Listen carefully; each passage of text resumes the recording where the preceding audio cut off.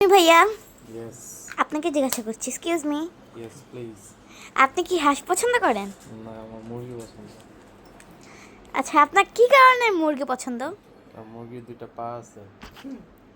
তো হাঁসেরও তো দুইটা পা আছে। হাঁসের পা হচ্ছে একসাথে লাগা থাকে, মুরগির পা আলাদা, এই জন্য। এটা কেমন ধরনের কারণ এটা ভাইয়া? আমার চয়েস, এটা আমার জন্য পছন্দ।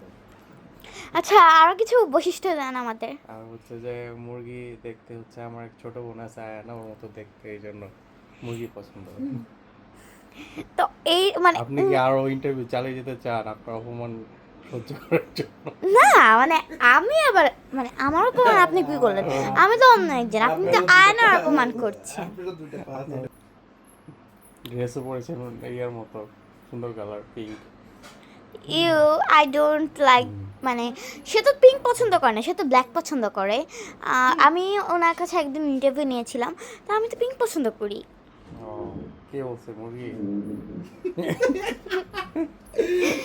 না মানে আপনি যার কথা বলছেন উনি আপনার আমি কি তো লাগে? মুরগির কথা বলছি।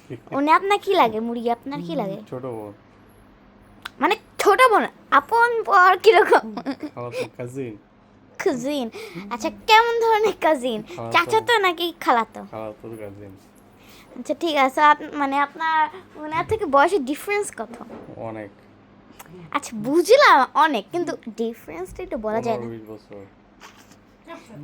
টাইম শেষ। ও দেখতে কেমন? ও দেখতে কেমন? দেখতে ভালো, মুরগির মতো শুধু।